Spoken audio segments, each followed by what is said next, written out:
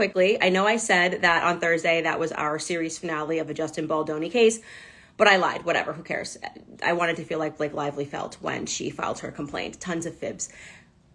Amazing update. So Thursday, for the finale, we did, essentially, I walked you through the New York Times metadata and showed you that this woman had posted on X and essentially just like blared it out to the world. And we showed you how you could right click and look at how they embedded all of these messages that show October 31st potentially. Well, guess what?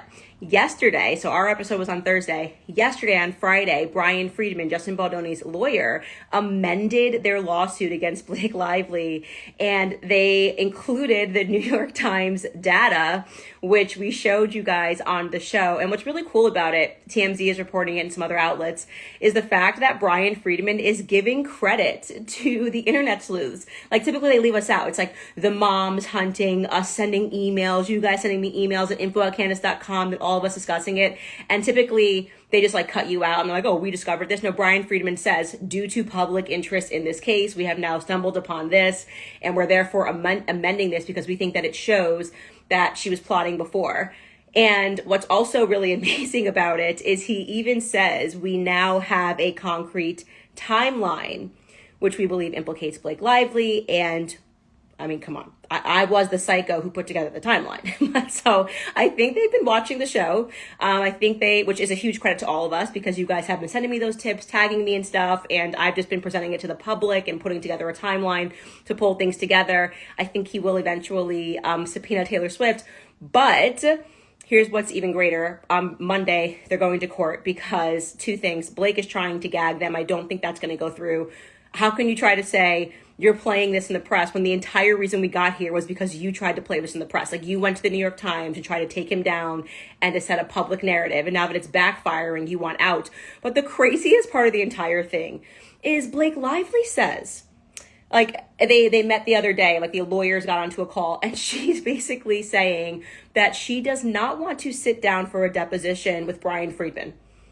Like, I know that this girl grew up rich and privileged, but how rich we talking? You know what I'm saying? Because does she think she's like a princess that she can just be like, I don't like your lawyer and I don't want to sit down with him and answer questions and tell the truth. So she's trying to get out of having to sit down and be deposed by Brian Friedman. Like, sweetheart, that's not your option. You don't get to decide who your defense's lawyer is. He picked Brian Friedman. You don't like him because he played your game better than you. Like, you guys went to the New York Times. Oh, nobody could be bigger than the New York Times before you filed your lawsuit, as all of the evidence is indicating, because you wanted to set the public narrative against Justin Baldoni. Now that it's backfiring, you're like, hey, I want people gagged. This is unprofessional to go to the press. Everyone sees right through you and Ryan. Like, oh, we weren't trying to play the public, but we put it in every Deadpool scene and we mocked this man extensively. And but now that the public is onto us and they see how cruel we've been, we would like things to be quiet and we want a judge to see our side of things. Girl, goodbye. Like, just goodbye. It's like the fakest thing ever. She's now Fake Lively, Crying Reynolds.